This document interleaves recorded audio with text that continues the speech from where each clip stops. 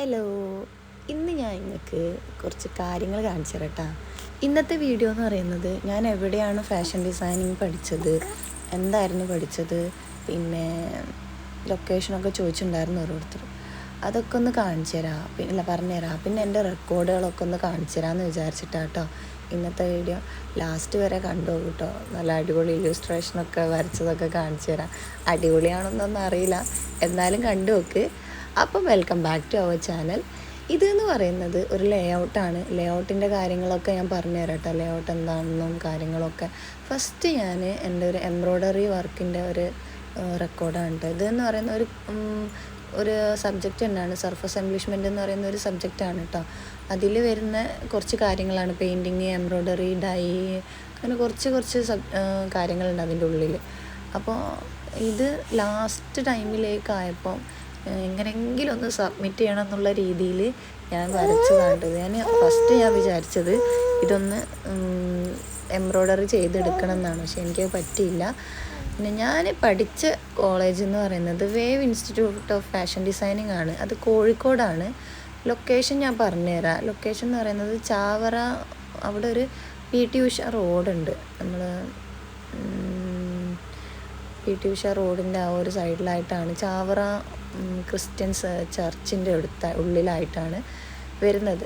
ഇതൊക്കെ സ്റ്റിച്ചസാണ്, ബേസിക് സ്റ്റിച്ചസാണ് കേട്ടോ. ഇതൊക്കെ ഒരു 12-30, എനിക്ക് വല്ലതും മറന്നു കേട്ടോ. 2 വർഷമായുള്ളൂ പഠിച്ചിറങ്ങിയിട്ട്. പക്ഷെ എനിക്ക് കുറച്ച് മറവി കൂടുതലായതുകൊണ്ട് തന്നെ എല്ലാം പെട്ടെന്ന് മറന്നു പോകും. ബേസിക് സ്റ്റിച്ചസാണ്. ഫസ്റ്റ് തന്നെ സ്റ്റിച്ച് ചെയ്ത് കഴിഞ്ഞാൽ അതിൻ്റെ മോട്ടീഫ് ചെയ്യും കേട്ടോ. ക്ലാസ്സിൽ നിന്ന് തന്നെ ചെയ്യൽ. അതുകൊണ്ട് തന്നെ നല്ല മോട്ടീഫൊന്നും എല്ലാം ഉണ്ടാവില്ല. പിന്നെ വെച്ചാൽ ആ സമയത്ത് മോൻ ചെറുതായിരുന്നു. അവനെയും വെച്ചിട്ട് വീട്ടിൽ നിന്ന് മോട്ടീഫൊക്കെ ചെയ്യാമെന്ന് പറയുന്നത്, അതായത് ത്രെഡ് വർക്ക് ചെയ്യാമെന്ന് പറയുന്നത് ഭയങ്കര പാടുള്ള പരിപാടിയാണ്. ഒരു സബ്ജക്റ്റ് അല്ല, ഒരു ദിവസത്തിൽ എന്തെങ്കിലും ഒരു വർക്ക് ഉണ്ടാവും. 2 സബ്ജക്റ്റ് എങ്ങാനും ഉണ്ടാവും. പിന്നെയെന്ന് വെച്ച് കഴിഞ്ഞാൽ വർക്ക് നമ്മൾ വീട്ടിൽ നിന്ന് ചെയ്ത് കൊണ്ടുപോകണം. ചിലത് എന്തെങ്കിലും എഴുതിയിട്ടോ റെക്കോർഡിലോട്ടേക്ക് ഫിനിഷ് ചെയ്യേണ്ട ഓരോരോ കാര്യങ്ങളുണ്ടാവും. നമുക്ക് ഹിസ്റ്ററി എന്ന് പറഞ്ഞിട്ടുള്ളൊരു വേറൊരു സബ്ജക്റ്റും ഉണ്ട്. ആ ഹിസ്റ്ററിയിൽ തന്നെ ഒരുപാടുണ്ടാവും എഴുതാൻ. അത് വീട്ടിൽ നിന്ന് എഴുതണം. അങ്ങനെ കുറച്ച് കാര്യങ്ങളൊക്കെ ഉണ്ടായിരുന്നു കേട്ടോ. ഇത് മോട്ടീവ്സാണ്, ഞാൻ ചെയ്ത മോട്ടീഫാണ്. ഇതൊന്നും വലിയ ഭംഗിയൊന്നുമില്ല, ചെറിയ മക്കൾ വരച്ച പോലത്തെ കുറേ ചിത്രങ്ങളാണിത്. ക്ലാസ്സിൽ നിന്ന് തന്നെ നമ്മൾ ചെയ്യുന്നേരം ഇവിടെ നിന്നും കോപ്പി അടിക്കാനൊന്നും പറ്റുമെന്നില്ലല്ലോ. അപ്പോൾ സ്വന്തം ഭാവനയിൽ ഞാൻ ഉണ്ടാക്കിയെടുത്ത കുറച്ച് രൂപങ്ങളാണിതെല്ലാം. അപ്പം മോട്ടീവ്സിൽ എനിക്ക് എൻ്റെ റെക്കോർഡ് മൊഞ്ചാക്കണം എന്നൊക്കെ ഉണ്ടായിരുന്നു, പക്ഷെ പറ്റിയില്ല. മെയിനായിട്ട് ഞാൻ ഈ ഒരു കോഴ്സിന് ഞാൻ ചേരുന്നതിൻ്റെ മുന്നേ തന്നെ, ഞാൻ കല്യാണം കഴിച്ച സമയത്ത് ഞാൻ പറഞ്ഞിട്ടുണ്ടായിരുന്നു എനിക്ക് ഫാഷൻ ഡിസൈനിങ് ചെയ്യണം എന്നൊക്കെ. പക്ഷെ സത്യം പറഞ്ഞാൽ എല്ലാത്തിനും ഒരു ടൈം ഉണ്ടല്ലോ, അന്നതൊന്നും നടന്നില്ല. പിന്നെ മോനിക്ക് ഒരു 2 വയസ്സ് 3 വയസ്സാകുന്ന സമയത്ത് ഞാൻ ഫാഷൻ ഡിസൈനിങ്ങിന് ചേർന്ന്. ഫാഷൻ ഡിസൈനിങ്ങിന് ചേരുന്നത് തന്നെ എനിക്കൊരു സർട്ടിഫിക്കറ്റ് വേണം, ഗൾഫിലേക്ക് പോകണം. അതാണ് മെയിൻ. എനിക്ക് ഗൾഫിൽ പോകണം, ഗൾഫിൽ പോയിട്ട് അവിടെ നിൽക്കണം എന്നൊക്കെയുള്ളൊരു മെൻറ്റാലിറ്റി ആയിരുന്നു. പിന്നെ വെച്ചാൽ ഞാൻ പറഞ്ഞിട്ടുണ്ടായിരുന്നു ഓൾറെഡി ഞാനൊരു ഷോപ്പ് ഇട്ട കാര്യങ്ങളും പിന്നെ ഞാനത് കൂട്ടിയതും ഒക്കെ. പിന്നെ എനിക്ക് ഈ ഒരു ഐഡിയ ഒന്നും ഉണ്ടായിരുന്നില്ല സ്വന്തമായിട്ട് ബിസിനസ് എന്നുള്ളതൊന്നും. പിന്നെ എനിക്ക് എന്നെ മനസ്സിലായി, ആരെ അണ്ടറിൽ ജോലി ചെയ്യുന്നതിനേക്കാളും നല്ലത് നമുക്കായ സ്വന്തമായിട്ടൊരു ബിസിനസ് ഉണ്ട്, അത് വലിയ കാര്യമാണ്. അങ്ങനെ ഞാൻ ഈ ഒരു സർട്ടിഫിക്കറ്റൊക്കെ ഉണ്ടാക്കിയെടുക്കുന്ന മെയിൻ അന്നത്തെ ചിന്ത എന്ന് വെച്ചാൽ സർട്ടിഫിക്കറ്റ് എടുത്തിട്ട് ഗൾഫിൽ പോകണം എന്നുള്ളതായിരുന്നു. പിന്നെ റെക്കോർഡൊക്കെ മുഞ്ചാക്കൽ ഒന്നും നടന്നിട്ടില്ല. പിന്നെ ക്യാമ്പസിൽ തന്നെ കുറേ ഇൻ്റർവ്യൂസൊക്കെ വരും, പക്ഷെ നമുക്ക് ആകെ ഒരു ഇൻ്റർവ്യൂ കിട്ടിയുള്ളൂ വന്നിട്ട്. പക്ഷെ അതിലൊരു സെലക്ഷനോ കാര്യങ്ങളോ ഒരൊറ്റ കുട്ടികളെ സെലക്ഷൻ്റെ റിസൾട്ടോ ഒന്നും വന്നില്ല. നമ്മളെ കോളേജിൽ എന്ന് വെച്ച് കഴിഞ്ഞാൽ കുറച്ച് അന്നത്തെ സമയത്ത് പഠിക്കുന്ന സമയത്ത് നമ്മൾ കുറേ കച്ചറ ഉണ്ടാക്കിയിട്ടുണ്ട് ഓരോരോ കാര്യത്തിനും. അതിപ്പോൾ ആർക്കായാലും അവിടെ അഡ്മിഷന് പോകുന്ന സമയത്ത് അറിയാം കാര്യങ്ങളൊക്കെ കുറച്ച് സ്ട്രിക്റ്റാണ്. ഫോൺ യൂസ് ചെയ്യാൻ പറ്റില്ല. ഏതെങ്കിലും വഴിക്ക് അങ്ങാനങ്ങ ഫോൺ അടിഞ്ഞിട്ടുണ്ടെങ്കിൽ ഞാനൊക്കെ കുറേ അടി ഉണ്ടാക്കിയിട്ടുണ്ട് ക്ലാസ്സിൽ നിന്ന്. മക്കളുള്ളല്ലേ, എന്തെങ്കിലും പെട്ടെന്ന് അർജൻറ്റായിട്ട് എന്തെങ്കിലും വിളിക്കുന്ന സമയത്തോ അതൊന്നും നമ്മൾ അവിടെ ഒരു സാറുണ്ടായിരുന്നു. സാറ് അവിടെ മൂപ്പരായിട്ട് ഒരുപാട് അടി കൂടിയിട്ടുണ്ട് ഓരോരോ കാര്യം പറഞ്ഞിട്ട്. അപ്പം ഞാൻ പറഞ്ഞു തന്നെന്താ വെച്ചാൽ സർട്ടിഫിക്കറ്റ് ഉണ്ടാക്കി ഈ കോഴ്സ് കഴിഞ്ഞ പാടെ തന്നെ ഞാൻ എൻ്റെ സിസ്റ്ററോട് ഞാൻ പറഞ്ഞു വെച്ചിട്ടുണ്ടായിരുന്നു ഞാൻ കോഴ്സ് കഴിയാനായി. ഇതൊക്കെ ഓരോരോ വാർലി എന്ന് പറഞ്ഞിട്ടുള്ളൊരു പെയിൻറ്റിങ് ആയിട്ടാണ്, നിങ്ങൾക്ക് അറിയാമെന്ന് വിചാരിക്കുന്നത്. ലിക്വിഡ് പെയിൻ്റാണിത്. അങ്ങനെ നമ്മളിപ്പം ഫാഷൻ ഡിസൈനിങ് പഠിക്കുന്നതിന് കുറേ കാര്യങ്ങൾ പഠിക്കാനുണ്ടാവും. അത് ഇപ്പോൾ പഠിച്ച ആൾക്കാർക്ക് അറിയാനല്ലേ, പഠിക്കാൻ താല്പര്യമുള്ള ആൾക്കാർ പഠിക്കുകയും ചെയ്യും കേട്ടോ.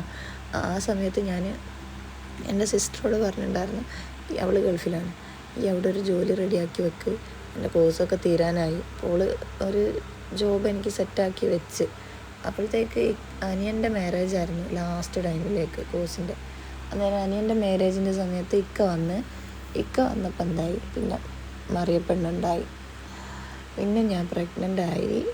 അപ്പം എന്തായി, ഓള് ജോലി റെഡിയാക്കി പറഞ്ഞ് വിളിച്ചപ്പോൾ ഞാൻ പറഞ്ഞിട്ട് പ്രഗ്നൻസി റിസൾട്ട് പോസിറ്റീവാണ്, ഇനിയിപ്പോൾ ഒന്നും നടക്കില്ല. അപ്പം ഞാൻ വിചാരിച്ച എൻ്റെ സ്വപ്നങ്ങളൊക്കെ തീർന്ന്, ആഗ്രഹങ്ങളൊക്കെ തീർന്ന്, ഇനിയിപ്പോൾ എന്താ ചെയ്യുക. പക്ഷേ മോളെന്ന് പറയുന്നത് നമ്മളൊരിക്കലും അൺഫോർച്ചുനേറ്റ്ലി ഉണ്ടായതല്ല, നമ്മൾ പ്ലാൻ ചെയ്തിട്ട് തന്നെയാണ്. എന്നാലും അൽഹംദുലില്ലാ മക്കളെന്ന് പറയുന്നത് എപ്പോഴും നമുക്കൊരു അനുഗ്രഹമാണ് പഠിച്ചുകൊണ്ടിരുത്തുക എന്നുള്ളത്. അങ്ങനെ ഞാൻ പിന്നെ അതെന്തായി, പിന്നെ മോള് പ്രഗ്നൻ്റ് ആയ സമയത്ത് ഞാൻ തന്നെ എൻ്റെ വീട്ടിൽ, എനിക്ക് വെറുതെ ഇരിക്കുന്ന സ്വഭാവം തീരെയില്ല, എനിക്ക് എന്തെങ്കിലുമൊക്കെ ഇങ്ങനെ ചെയ്തുകൊണ്ടിരിക്കണം. ഇത് ചിക്കൻ കാരി എന്ന് പറയുന്നൊരു വർക്കാണ് കേട്ടോ. നമ്മൾ ചിക്കൻ കാരി ടോപ്പൊക്കെ വാങ്ങില്ല, അതിൻ്റെ ബേക്കിൽ ഇങ്ങനെ സിക്സാക്കായിട്ട് ആ ത്രെഡ് ഉണ്ട്, നല്ല ഭംഗിയാണ് കാണാൻ. ഞാനത് നോക്കുന്നേരം ഫുള്ള് എന്തോ പൂപ്പലോ എന്തൊക്കെയോ അത് പിടിച്ചിട്ടുണ്ട്. നമ്മളിപ്പോൾ പശ തേച്ച് വെക്കില്ലേ, ആ സമയത്ത് അത് തിന്നാൻ വന്നെന്തോ പ്രാണി എങ്ങാനാന്ന് തോന്നുന്നു, കണ്ടില്ലേ, അവിടെയൊക്കെ എന്തോ ആയിട്ട് അതൊക്കെ എടുത്ത് ഞാൻ റെഡിയാക്കുകയാണ്.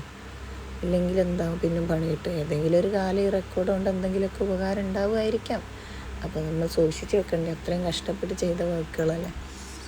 അങ്ങനെ ഞാൻ പ്രഗ്നൻ്റ് ആയ സമയത്ത് മോള് വയറ്റുള്ള സമയത്ത് തന്നെ ഹാൻഡ് വർക്കിൻ്റെ ഒരു ക്ലാസ്സിന് ചേർന്ന് അത് പഠിച്ച്, അതിൽ പിന്നെ ഞാൻ വർക്ക് എടുക്കാൻ തുടങ്ങി. ആ സമയത്ത് എല്ലാവരും പറയാണ് ഇരുന്നാൽ കുട്ടിൻ്റെ തല നീണ്ടു വരും, അധികം ഇരിക്കരുത്, അത് ഇത്. എന്നാലും എനിക്ക് പേടിയുണ്ട്, ഞാൻ വലിയ മൈൻഡ് ആക്കിയില്ലെങ്കിലും മക്കളല്ലേ എന്നൊരു പേടിയുണ്ട്. എൻ്റെ റിബണിൻ്റെ വർക്കാണ് കേട്ടോ. അല്ലാ, എനിക്ക് കാണുന്നതിന് തന്നെ ചിരി വരിക, എന്തൊക്കെയാണ് ഞാൻ കാട്ടിക്കൂട്ടിയത്. പിന്നെ ഇത് ട്രഡീഷണൽ ആയിട്ടുള്ള സ്റ്റിച്ചിങ് ആട്ടോ, അതിനെ പറ്റി പറഞ്ഞു തരട്ടെ. ഞാൻ ട്രഡീഷണൽ സ്റ്റിച്ചിങ്ങിൽ കുറേ ഉണ്ട്. ഇത് ഹാൻഡ് എംബ്രോയ്ഡറി അല്ല, ഹാൻഡ് വർക്ക്. അതായത് ഞാൻ ആരി നീഡിൽ വെച്ച് ചെയ്തതല്ല, അത് സൂചിയും ബീഡ്സും വെച്ചിട്ട്, അതായത് നോർമൽ നീഡിലില്ല അത് വെച്ചിട്ട്, ഇത് ആരി നീഡിൽ വെച്ച് ചെയ്തിട്ടുള്ള വർക്കാണ് കേട്ടോ. ഇത് ജർദോസി. അങ്ങനെ ഓരോന്നിനും ഓരോരോ, പക്ഷെ അവിടുന്ന് അതിന് മാത്രം ഒന്നും നമ്മൾ പഠിപ്പിക്കുന്നില്ല കേട്ടോ. ഇതിൻ്റെത് ഹാൻഡ് വർക്കിൻ്റെത് ഇത് ജർദോസിൻ്റെ ബേസിക് ആയിട്ടുള്ള സ്റ്റിച്ചസ്. പിന്നെ ഇത് മിറർ വർക്കിൽ കുറേ സ്റ്റിച്ചസ് ഉണ്ട് കേട്ടോ. ഞാൻ അന്നേരം പഠിച്ചിട്ടുണ്ടായിരുന്നു, ഇപ്പം എല്ലാം മറന്നു, എന്നാലും ഒന്നും ഓർമ്മയില്ല കേട്ടോ സത്യത്തിൽ. അതിനിങ്ങനെ നോക്കി നിന്ന് എന്തെങ്കിലുമൊക്കെ ഓർമ്മ വരും. പിന്നെ അതിനൊരു മോട്ടീഫും. പിന്നെ വരുന്നതെന്ന് വെച്ച് കഴിഞ്ഞാൽ നമുക്ക് ട്രഡീഷണൽ ആയിട്ടുള്ള കുറച്ച് കാന്ത സ്റ്റിച്ച് അങ്ങനെയൊക്കെ ഇല്ലേ, ഇതും ചിക്കൻ കാരിയാണ് കേട്ടോ. ചിക്കൻ കാരി വൈറ്റ് നമ്മൾ ഡ്രസ്സിലൊക്കെ കാണില്ലേ, ഇത് കുറച്ച് ഡിഫിക്കൽട്ടാണ് ചെയ്തെടുക്കാൻ. ഈ ത്രെഡ് എന്ന് പറയുന്ന കുറച്ചൊരു കട്ടിയുള്ളൊരു ത്രെഡ് ഉണ്ട്, ആ ഒരു വൈറ്റ് ത്രെഡ് യൂസ് ചെയ്തിട്ടാട്ടോ ഇത് സ്റ്റിച്ച് ചെയ്തത്, കാണാൻ പറ്റുന്നുണ്ടോ. പിന്നെ ഇതെന്ന് പറയുന്നത് സ്വീക്കൻസ് വെച്ചിട്ട് ഫ്രഞ്ച് നോട്ട് ഇടൂലേ, അതിൽ ചെയ്തൊരു മോട്ടീഫ്. ഇതാണ് കാന്ത സ്റ്റിച്ച് പറയുന്നത്. കാന്ത സ്റ്റിച്ച് എന്താണെന്നുള്ളത് ആൾക്കാർക്ക് അറിയില്ലെങ്കിൽ, അല്ല നിങ്ങൾക്ക് അറിയില്ലെങ്കിൽ ഞാൻ പറഞ്ഞുതരാം. റണ്ണിങ് സ്റ്റിച്ച് കൊണ്ട് ചെയ്യുന്ന വർക്കാണ് കാന്ത സ്റ്റിച്ച്. അതിനാണ് എപ്പോഴും കാന്ത മെറ്റീരിയൽ എന്ന് പറയുന്നത്, അതിലിങ്ങനെ റണ്ണിങ് പോകുന്നില്ലേ, അതാണ് കാന്ത സ്റ്റിച്ച്. ഇത് അപ്ലിക് വർക്കാട്ടോ. 2 മെറ്റീരിയൽ കട്ട് ചെയ്ത് ആ ഒരു ഷേപ്പിൽ സ്റ്റിച്ച് ചെയ്ത്, അത് കൈകൊണ്ട് സ്റ്റിച്ച് ചെയ്തെടുത്താണ്. ഇതെന്ന് പറയുന്നത് കസൂത്തി.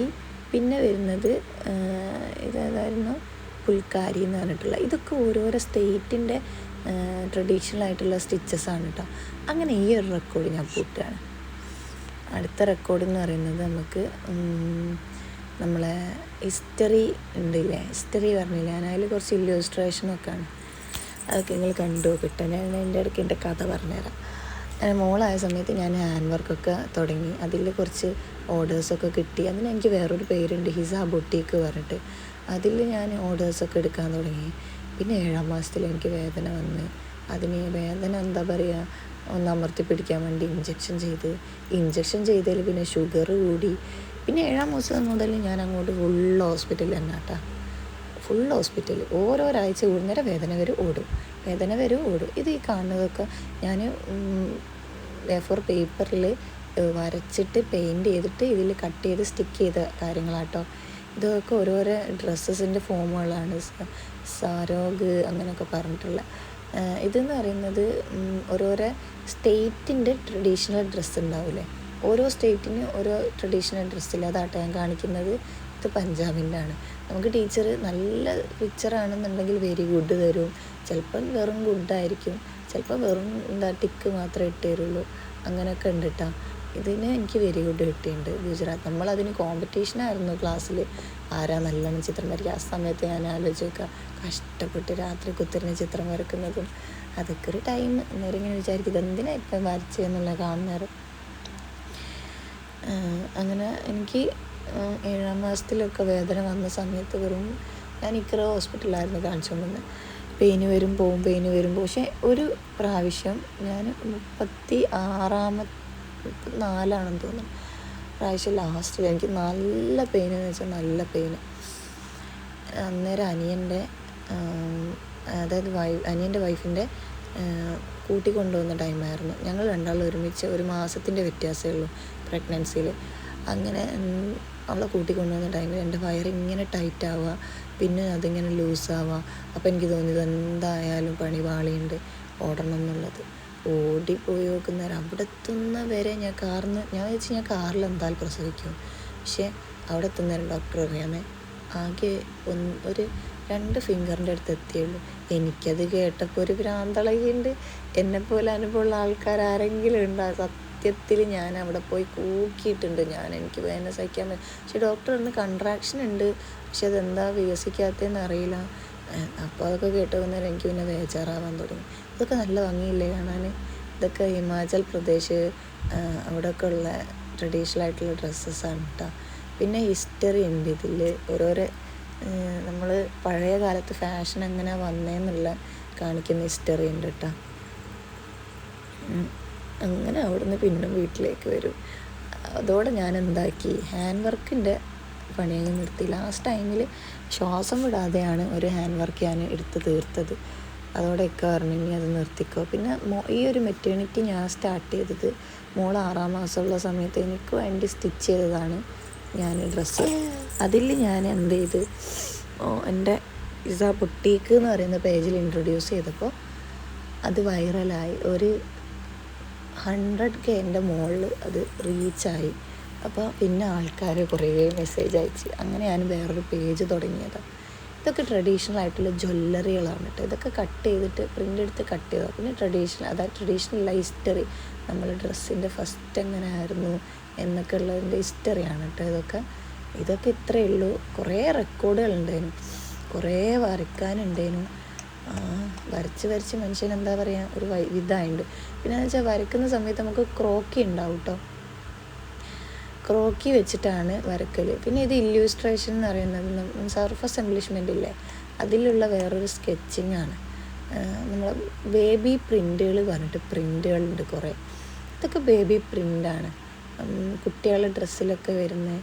പിന്നെ ഇതിൽ ഫ്ലോറൽ എന്ന് വെച്ചാൽ എന്താണ് പ്രിൻ്റ്? ഫ്ലോറൽ എന്ന് വെച്ചാൽ ഫ്ലവേഴ്സ്, ലീഫ് അങ്ങനെയൊക്കെ വരുന്നതാണ്, നാച്ചുറലായിട്ട് വരുന്നത്. പിന്നെ ആനിമൽ പ്രിൻ്റ്, പിന്നെ സ്പൈറൽ, പോൾക്ക ഡോട്ട്സ്, അങ്ങനെ കുറേ പ്രിൻ്റുകളുണ്ട് കേട്ടോ. ഒക്കെ ലെതറാണ്, ഇതിൽ ലെതറുണ്ട്. അങ്ങനെ പ്രിൻ്റുകളിനെ പറ്റിയിട്ട് കുറേ പഠിക്കാനുണ്ട് അതിൽ.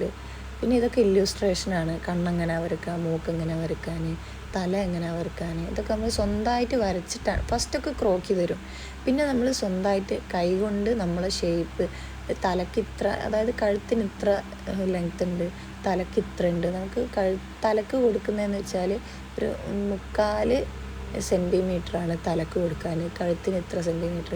എന്നാലും അങ്ങനെയൊക്കെ വരച്ചാൽ മാത്രമേ ഒരു ഹ്യൂമൻ ബോഡി ആവുള്ളൂ. ഇതൊക്കെ ഓരോരോ സ്കേർട്ടിൻ്റെ ഡിഫറെൻറ്റ് ടൈപ്പുകൾ, ഇതൊക്കെ എന്തിനാണ് വരച്ചതെന്നാണ് ഞാൻ ആലോചിക്കുന്നത് ഇപ്പോൾ. ചിലപ്പോൾ ഉപകാരപ്പെടുമായിരിക്കാം. ഷൂസ്, പിന്നെ നമ്മളെന്താ പറയുക, കുറച്ച് ഐറ്റംസ് വെച്ചിട്ട് നമ്മളോട് പറയും അത് നോക്കി വരയ്ക്കാൻ. ഇതെൻ്റെ കണ്ണട, പിന്നെ അവിടെ ക്യൂടെക്സ് ഉണ്ടായിരുന്നു, ലിപ്സ്റ്റിക് ഉണ്ടായിരുന്നു, അങ്ങനെ അത് വെച്ച് വരച്ചതാട്ടോ. പിന്നെ ഞാൻ കാണിച്ചു തരാൻ പോകുന്നത് നമ്മളെ പാറ്റേൺ മേക്കിംഗ് ഇല്ലേ, നമുക്കിപ്പോൾ എന്തൊരു ഐറ്റം ചെയ്യുകയാണെങ്കിലും ഒരു പാറ്റേൺ ഉണ്ടെങ്കിൽ അതിൻ്റെ അത്ര സുഖം നമുക്ക് ഉണ്ടാവില്ല. പിന്നും ആ ഒരു മെഷർമെൻറ്റ് കട്ട് ചെയ്ത് പിന്നും വരച്ച് ഉണ്ടാക്കൽ അതിന് നല്ലത് ഒരു പാറ്റേൺ ഉണ്ടാക്കി വെച്ചാൽ നമുക്ക് നല്ല സുഖമാട്ടോ. ഇതെന്ന് പറയുന്നത് സ്റ്റാൻഡേർഡ് മെഷർമെൻറ്റ് യൂസ് ചെയ്തിട്ടാട്ടോ ഞാൻ പാറ്റേൺ മേക്കിംഗ് ഒക്കെ ചെയ്തത്. എന്നാൽ ഇതുമൊന്നും പുറത്തുനിന്ന് ഒക്കെ കൂടി എടുത്തതാണ്. ചിലതെന്ന് പറയുന്നത് XXL 44 ആയിരിക്കും, ചിലയിടത്ത് 42 ആയിരിക്കും. അപ്പോൾ ആ സ്റ്റാൻഡേർഡ് മെഷർമെൻറ്റ് ഉണ്ടെങ്കിൽ നമുക്ക് നല്ല സുഖമാണ്. അപ്പോൾ കസ്റ്റമർ നമ്മളോട് ബെസ്റ്റ് സൈസ് മാത്രമേ അറിയുള്ളൂ, അല്ല ലെങ്ത്ത് അറിയുള്ളൂ, അല്ല ലെങ്ത്ത് അല്ല ബെസ്റ്റ് സൈസൊക്കെ മസ്റ്റാണ്. ബെസ്റ്റ് ഒക്കെ കിട്ടിയിട്ടുണ്ടെങ്കിൽ നമുക്ക് എന്ത് ചെയ്യുക, ഷോൾഡർ എത്ര ഉണ്ടാവും എന്നൊക്കെ നമുക്കതൊന്ന് കാൽക്കുലേറ്റ് ചെയ്തെടുക്കാൻ പറ്റും. ഈ ഒരു ബുക്കിൽ എൻ്റെ ഈ ഒരു റെക്കോർഡിൽ കുറേ ഇക്വേഷൻസ് ഉണ്ട്. നമ്മൾ സ്റ്റിച്ച് ചെയ്യുന്ന ഒരാൾക്ക് മിനിമം നമ്മൾ ഇപ്പം ചെസ്റ്റ് എങ്ങനെയാണ് കണ്ടുപിടിക്കുക, അല്ലെങ്കിൽ ബെസ്റ്റ് ഷോൾഡർ എങ്ങനെയാണ് കണ്ടുപിടിക്കുക, ആം ഹോൾ എങ്ങനെയാണ് കണ്ടുപിടിക്കുക എന്നൊക്കെ അറിഞ്ഞിരിക്കണം. അതിനൊക്കെ ഒരു ഇക്വേഷൻസ് ഉണ്ട്. ഓരോന്നിനും ഓരോ ഇക്വേഷൻസ് ഉണ്ട്. അതൊക്കെ ഞാൻ വേറൊരു വീഡിയോയിൽ പറഞ്ഞുതരാം കേട്ടോ. ഇതെന്ന് പറയുന്നത് എൻ്റെ റെക്കോർഡൊക്കെ കാണിച്ചു തരാമെന്ന് വിചാരിച്ചിട്ടാണ്. ആ ഒരു ബേസിക് ആയിട്ടുള്ളൊരു ഇക്വേഷൻസ് നമ്മൾ പഠിച്ചു കഴിഞ്ഞാൽ തന്നെ നമുക്ക് എന്തിനു പറ്റും. നമുക്ക് ഇപ്പോൾ ഒരാളെ ബെസ്റ്റ് അറിഞ്ഞിട്ടുണ്ടെങ്കിൽ എന്താക്കും, ഷോൾഡർ എത്ര കിട്ടും, അല്ലെങ്കിൽ ഷോൾഡർ അറിഞ്ഞിട്ടുണ്ടെങ്കിൽ ബെസ്റ്റ് എത്ര കിട്ടും, അങ്ങനെയൊക്കെ നമുക്കൊന്ന് കാൽക്കുലേറ്റ് ചെയ്യാൻ പറ്റും. ഇതൊക്കെ ഓരോരോ സ്ലീവുകളാണ് കേട്ടോ. ഇതൊരു പീറ്റർ പാൻ കോളറാണ്. ഇത് രണ്ട് ഡിഫറെൻറ്റ് കോളേഴ്സാണ് കേട്ടോ. നിങ്ങൾക്ക് കണ്ടാൽ മനസ്സിലാകുന്നുണ്ടാവും, നോക്കി മനസ്സിലാകുന്നുണ്ടാവും. ഈ പീറ്റർ പാൻ കോളറിനൊരു ഹിസ്റ്ററി ഉണ്ട്. പീറ്റർ പാൻ എന്ന് പറയുന്ന ഒരാളെ പേരാണ്. കറക്റ്റ് ഹിസ്റ്ററി എന്താണെന്നുള്ള എനിക്ക് അറിഞ്ഞൂടാ. അവരാണ് ഇത് ഇൻട്രൊഡ്യൂസ് ചെയ്തത്. അപ്പോൾ അവരെ പേരാണ് ഈ ഒരു പീറ്റർ പാൻ കോളറിന് കൊടുത്തത്. ഈ കോളറിന് പീറ്റർ പാൻ എന്ന് അയാളെ പേര് കൊടുത്തിട്ടാണ് അറിയപ്പെടുന്നത്. കണ്ടോ, ഇതിൻ്റെ ഡിഫറൻറ്റ് എന്ന് വെച്ചാൽ ഫ്രണ്ടും ബാക്കും ഒരേപോലെയാണ്. ചെറിയ മക്കൾക്കൊക്കെ കാണില്ല പീറ്റർ പാൻ കോളർ കൊടുത്തിട്ട്, അതേപോലെയാണ് കൊടുത്തിരിക്കുന്നത്. മറ്റേതെന്ന് പറയുന്നത് ബാക്ക് എന്ന് പറയുന്നത് ഫ്ലാറ്റാണ്. മറ്റേത് ഞാൻ കാണിച്ചു തരാം കേട്ടോ. കണ്ടോ, ബാക്കും മുന്നും ഒരേപോലെ. മറ്റേതെന്ന് പറയുന്നത് ബാക്ക് ഫ്ലാറ്റും ഫ്രണ്ട് ഇങ്ങനെ പീറ്റർ പാൻ കോളർ പോലെ തന്നെ. രണ്ടും ഡിഫറെൻറ്റ്. ഇതിനൊക്കെ ഇക്വേഷൻസും ഉണ്ട്. ഇതെങ്ങനെ കട്ട് ചെയ്യാമെന്നൊക്കെ ഉള്ളത് നമ്മൾ പഠിക്കുന്ന ടൈം പഠിക്കുന്നുണ്ട് കേട്ടോ. ഇത് ക്യാപ് കോളർ എന്ന് പറഞ്ഞിട്ട് കുറച്ച് വീതിയുള്ളതും പിന്നെ കുറച്ച് ചെറുതും, അങ്ങനെ ഓരോ ടൈപ്പും ഉണ്ട്. കോളറിലും പല ഡിഫറെൻറ്റ് ടൈപ്പ് ഓഫ് കോളേഴ്സിന്. ഇത് കുട്ടികളതാണ് കേട്ടോ. നമുക്ക് ഇതിൽ സെയിലേഴ്സ് കോളറും വരുന്നുണ്ട്. സെയിലേഴ്സ് കോളർ എന്ന് വെച്ച് കഴിഞ്ഞാൽ പണ്ട് കാലത്ത് നമ്മൾ ഈ കപ്പലിൽ വർക്ക് ചെയ്യുന്ന ആൾക്കാർ ഇട്ടിരുന്നൊരു ഡ്രസ്സിൻ്റെ മുകളിൽ ഒരു നീല കളറിലുണ്ട്. നിങ്ങൾക്ക് ഓർമ്മ ഉണ്ടോ എന്ന് പറഞ്ഞുകൂടാ. ചില മൂവീസിലൊക്കെ കാണാൻ പറ്റും. നീല കളറിലായിട്ടൊരു സാധനം ഉണ്ടാവും. അതിന് ഒരു ഷേപ്പാണ് ഉണ്ടാവുക, സെയിലേഴ്സ് കോളർ. ഇതെന്ന് പറയുന്നത് സ്കേർട്ടാണ് കേട്ടോ. അത് ഹാഫ് സർക്കിൾ സ്കേർട്ടും ഇത് ഫുൾ സർക്കിൾ സ്കേർട്ടും കണ്ടോ. ഇതിനൊക്കെ മെഷർമെൻ്റ് ഉണ്ട്. റേഡിയസ്, നമ്മൾ പൈ എന്ന് പറയുന്ന ഒരു വാല്യൂ ഇല്ലേ, അതൊക്കെ എന്തിനാണ് പഠിച്ചതെന്നുള്ള നമുക്കിതിൽ മനസ്സിലാവും. അപ്പോൾ ഞാൻ പറഞ്ഞു തന്ന കഥ എന്ന് വെച്ചാൽ ആ സെയിലേഴ്സ് കോളർ പിന്നെ ഫാഷൻ ലോകത്ത് എന്തായി, അത് ആ ഒരു ആൾക്കാർക്ക് മാത്രമല്ല, ഫാഷനിലും ഒരുപാട് മാറ്റം വന്നിട്ട് അത് പിന്നെ ഓരോരുത്തരും നോർമലായിട്ട് തന്നെ യൂസ് ചെയ്യാൻ തുടങ്ങി. ഇതൊക്കെ സ്കേർട്ടാണ് കേട്ടോ. രണ്ട് ടൈപ്പ് സ്കേർട്ടാണ്. ഒന്ന് നല്ല സ്ട്രൈറ്റ് കട്ടായിട്ട് വരുന്നത്, ഫ്ലെയറായിട്ട് കുറച്ചൊരു ഫ്ലെയറായിട്ട് വരുന്ന സ്കേർട്ട്. നമ്മളെ ഹിപ്പിൻ്റെ ഏരിയയിൽ കുറച്ചൊരു ടൈറ്റ് വരുന്ന ടൈപ്പില്ലേ, അതാണ് കേട്ടോ. ഇത് പറയുന്നത് കുറച്ച് നമ്മൾ തട്ടത്ത് ഇങ്ങനെ ഒരു സ്ലിറ്റൊക്കെ ഇട്ടിട്ടുള്ള സ്കേർട്ടില്ല. അതേപോലെ കുറേ സ്കേർട്ടുകൾ, കുറേ പാൻറ്റുകൾ, ജംപ് സ്യൂട്ട്, സ്ലീവ്, കോളറ്, പിന്നെ ചുരിദാർ, പിന്നെ സൽവാർ, കുറേ പാൻറ്റിൽ തന്നെ ചുരി ബോട്ടം, പഞ്ചാബി, അങ്ങനെ കുറേ ടൈപ്പ് ഉണ്ട് കേട്ടോ പഠിക്കാൻ. പാൻറ്റൊക്കെ കുറേ ഇക്വേഷൻസും ഉണ്ട്. ഇതാണ് ജംപ് സ്യൂട്ട് കട്ടിങ്. ഇതൊക്കെ നമ്മൾ മിനി ആയിട്ട് കട്ട് ചെയ്ത് വെക്കുന്ന കേട്ടോ. ഇതൊക്കെ ശരിക്കുള്ള മെഷർമെൻ്റാണ്, പക്ഷെ അതൊക്കെ ചെറിയ പീസിൽ കട്ട് ചെയ്തിട്ട് എങ്ങനെയാണുള്ളതെന്ന് നോക്കുക. ഇതെന്ന് പറയുന്നത് നമ്മൾ സാരി പെറ്റിക്കോട്ടില്ലേ, അതാണ് കേട്ടോ. ഇതെങ്ങനെ കട്ട് ചെയ്യുക, സ്റ്റിച്ച് ചെയ്യുക, ഇതൊക്കെ സ്റ്റിച്ച് ചെയ്തിട്ടുണ്ടായിരുന്നു. നമ്മൾ ആദ്യം അവിടുന്ന് നമ്മളെ മെഷർമെൻറ്റ് ബോഡിയിൽ നിന്ന് എടുത്തിട്ട് നോക്കിയിട്ട് അതൊക്കെ കാൽക്കുലേഷനൊക്കെ കഴിഞ്ഞ് എന്നിട്ടത് കട്ട് ചെയ്ത് സ്റ്റിച്ച് ചെയ്ത് കൊടുക്കുന്നതിനും ഒരു മാർക്കാണ്. അതും ഒരു സബ്ജക്റ്റായിട്ട് തന്നെ. അത് കട്ട് ചെയ്ത് സ്റ്റിച്ച് ചെയ്ത് കിട്ടുന്ന നേരം നമുക്ക് എന്താ പറയുക, കറക്റ്റായിട്ടുള്ളതാണെങ്കിൽ ടീച്ചർ അതിനുള്ള മാർക്ക് ഇട്ട് തരും. ഇതെന്ന് പറയുന്നത് നമ്മളെ വലിയ ആൾക്കാരെ സ്ലീവുകളാണ് കേട്ടോ. ഈ ഒരു സ്ലീവ് കണ്ടോ, ഇതെന്ന് പറയുന്നത് നമ്മളെ കഫ്താൻ പോലെ ഇല്ലേ കാണാൻ. ഇതിനൊക്കെ ഓരോരോ പേരുണ്ട്. ഞാൻ ഇത് പഠിച്ചതിന് ശേഷം ഈ ഒരു സ്ലീവില്ലേ ഞാൻ എൻ്റെ ഒരു ഡ്രസ്സിനൊക്കെ ചെയ്ത് നോക്കിയിട്ടുണ്ടായിരുന്നു കേട്ടോ. ഇത്രയും ലോങ് ആയിട്ടല്ല, ഇതിൻ്റെ പേര് കിമോണോ സ്ലീവ് എന്നാണ്. അങ്ങനെ ഇത് ഈ ഒരു ടൈപ്പിൽ ഇത്ര ലെങ്ത്തിലായിട്ട് ഞാൻ ചെയ്തിട്ടുണ്ടായിരുന്നു. പഠിക്കുന്ന സമയത്ത് ഓരോന്നോരോന്ന് ചെയ്യുന്ന വർക്കുകൾ എനിക്ക് അതേപോലെ ഡ്രസ്സിൽ ട്രൈ ചെയ്യണമെന്ന് ഭയങ്കര ആഗ്രഹമാണ് കേട്ടോ. എല്ലാം ഒന്നും ചെയ്യാൻ പറ്റിയില്ല. ഇതെന്ന് പറയുന്നത് നമ്മൾ പെൽ സ്ലീവ് പോലെ ഉണ്ടാവില്ല, നമ്മൾ ഫ്ലെയർ ആയിട്ട് നിൽക്കുന്ന ആ ഒരു ടൈപ്പ് സ്ലീവുകളാണ് കേട്ടോ. നമുക്ക് ഒരു ഉപകാരം എന്ന് വെച്ച് കഴിഞ്ഞാൽ എല്ലാത്തിൻ്റെയും കട്ടിങ് പഠിക്കാൻ പറ്റും. പക്ഷേ ഇത് കട്ട് ചെയ്യുന്ന വെച്ചിട്ട് നമ്മൾ നേരെ മെറ്റീരിയലിൽ കട്ട് ചെയ്യാൻ നിൽക്കരുത് കേട്ടോ. കാരണം ഇതിന് സീം എലവൻസോ കാര്യങ്ങളോ ഒന്നും കൊടുക്കുന്നില്ല. ഇത് കറക്റ്റ് എക്സാക്റ്റ് എങ്ങനെയാണോ അതേപോലെ കൊടുക്കുന്നത്. അപ്പോൾ അതൊക്കെ നമ്മൾ ആഡ് ചെയ്തിട്ട് വേണം കൊടുക്കാൻ. ഈ ഒരു സ്ലീവ് കണ്ടോ, നമ്മൾ ഈ ഷോൾഡർ ഏരിയയിൽ നിന്ന് ഇങ്ങനെ കറക്റ്റ് ആം ഹോൾ പിറ്റിലോട്ടേക്ക് വരുന്നത് കണ്ടോ. ഇതിനൊക്കെ ഓരോരോ പേരുകളുണ്ട് കേട്ടോ. ഇതൊക്കെ എങ്ങനെയാണ് കട്ട് ചെയ്യുന്നതെന്നൊക്കെ പഠിച്ചിട്ടുണ്ടായിരുന്നു. പിന്നെ മെയിനായിട്ടെന്ന് വെച്ച് കഴിഞ്ഞാൽ അവിടെ പോയതിൻ്റെ കാര്യങ്ങളൊക്കെ ഞാൻ പറഞ്ഞില്ലേ, എന്തിനായിരുന്നു അവിടെ പോയത്, എന്തിനാണ് പഠിക്കാൻ പോയതെന്നൊക്കെ. പക്ഷേ എനിക്കിതൊക്കെ പഠിക്കുന്നതിൻ്റെ മുന്നേ ഒക്കെ എനിക്ക് സ്റ്റിച്ചിങ് അറിയാം കേട്ടോ. അവിടെ പോയതെന്ന് വെച്ച് കഴിഞ്ഞാൽ ഞാനൊരു സർട്ടിഫിക്കറ്റിന് വേണ്ടി എന്നുള്ളൊരു പർപ്പസ് മാത്രമായിരുന്നു. അവിടെ പോകുന്നതിൻ്റെ മുന്നേ ഞാൻ സ്റ്റിച്ച് ചെയ്യുമായിരുന്നു. എൻ്റെ ഡ്രസ്സൊക്കെ ഞാൻ സ്റ്റിച്ച് ചെയ്തിട്ടിട്ടാണ് ക്ലാസ്സിൽ പോക്ക്.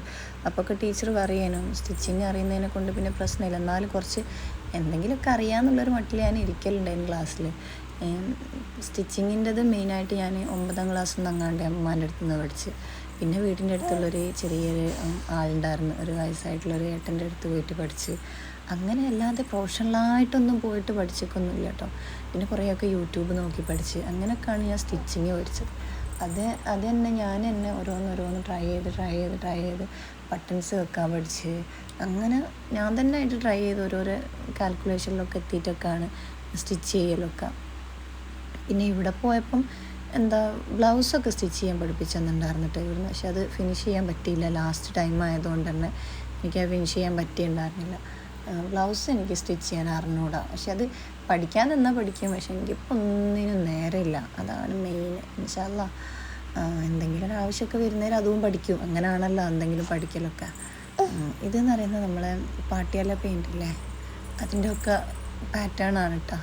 അപ്പം നമ്മൾ ചെയ്യുന്ന സമയത്ത് ഇപ്പോൾ ആരെങ്കിലും ബുട്ടീക്കോ അല്ലെങ്കിൽ ഇങ്ങനെ ഒരു ബിസിനസ് ചെയ്യുന്നുണ്ടെങ്കിൽ പാറ്റേൺ മേക്ക് ചെയ്യുക, എന്നിട്ടത് വെക്കുക. സീം എലവൻസ് എക്സ്ട്രാ ഇട്ടോ ഇല്ലെങ്കിൽ അതിൽ തന്നെ ആഡ് ചെയ്തോ, എന്നിട്ട് വെച്ചിട്ട് ഓരോ ഇപ്പോൾ ഡബിൾ എക്സലിനൊരു പാറ്റേൺ, എക്സലിനൊരു പാറ്റേൺ, അങ്ങനെ പാറ്റേൺ ഡ്രാഫ്റ്റ് ചെയ്ത് വെച്ച് കഴിഞ്ഞാലുള്ള ഒരു ഉപകാരം, നിങ്ങൾ വീണ്ടും ആ ഒരു ഓർഡർ തന്നെ കിട്ടുന്നേരം സെയിം പാറ്റേൺ സെയിം സൈസ് കിട്ടുന്നേരം നിങ്ങൾക്ക് അത് തന്നെ എടുത്ത് വെച്ചിട്ട് ചെയ്യാം. അതല്ല പിന്നും ഇങ്ങനെ സൈസ് ഇങ്ങനെ പിന്നും ടാപ്പ് വെച്ച് അളന്ന് അങ്ങനെയൊക്കെ ചെയ്യുന്ന സമയത്ത് ഭയങ്കര ബുദ്ധിമുട്ടായിരിക്കും. ഇതാന്നേരം ഈസിയാണ്, നിങ്ങൾക്ക് പിന്നെ അത് യൂസ് ചെയ്യാൻ പറ്റും. നല്ലൊരു ബ്രൗൺ പേപ്പറോ അല്ലെങ്കിൽ ഞാനിപ്പോൾ കട്ട് ചെയ്തില്ലേ അതിന് ബ്രൗൺ പേപ്പർ എന്നാണ് പറയുന്നത്, അതോ അല്ലെങ്കിൽ ചാർട്ട് യൂസ് ചെയ്താലും മതി.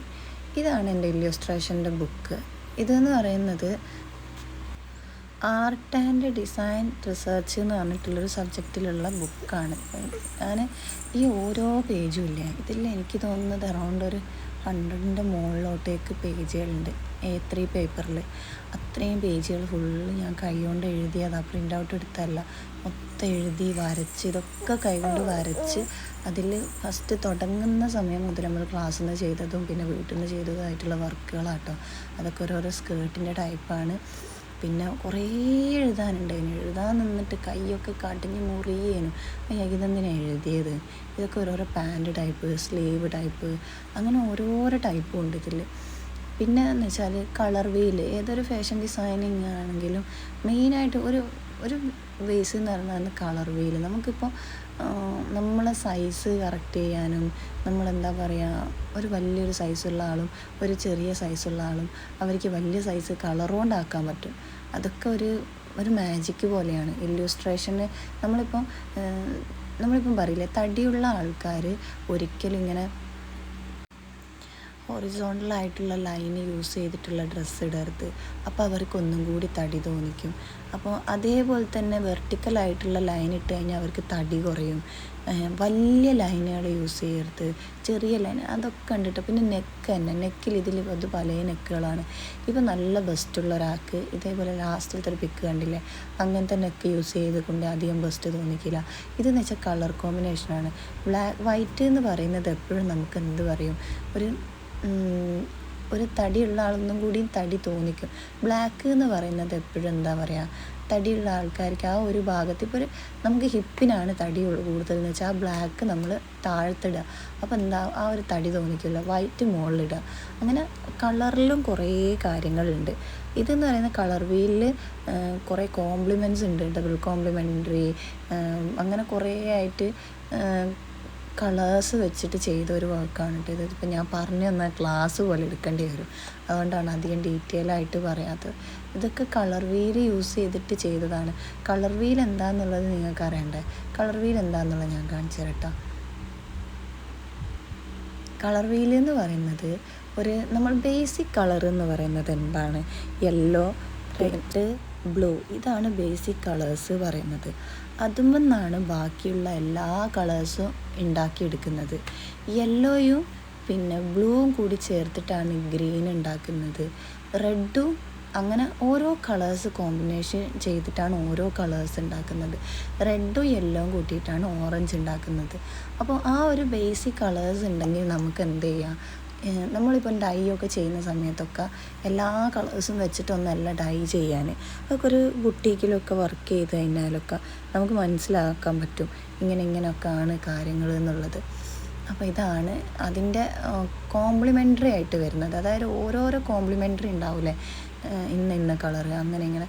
പിന്നെ ടിൻറ്റ് എന്താണ്, റെഡ് ഇങ്ങനെ നമ്മൾ ഷെയ്ഡ് വരുന്നില്ലേ, ഒരു ഡാർക്കറിന്ന് ലൈറ്റിലേക്ക് വരുന്നതാണ് ടിൻറ്റ്. പിന്നെന്ന് വെച്ചാൽ ലൈറ്റിൽ നിന്ന് ഡാർക്കിലേക്ക് വരുന്നതാണ് ടോണ്. പിന്നെ ഷെയ്ഡ് പറഞ്ഞിട്ടുണ്ടെങ്കിൽ നമ്മളിപ്പം ബ്ലാക്കിലേക്ക് വരുന്ന കളറ്, അതായത് റെഡിൽ നിന്ന് അത് ബ്ലാക്ക് എത്തും. അത് ബ്ലാക്ക് ഇങ്ങനെ ആഡ് ചെയ്ത് അങ്ങനെ കുറേ പഠിക്കാനുണ്ട് കേട്ടോ.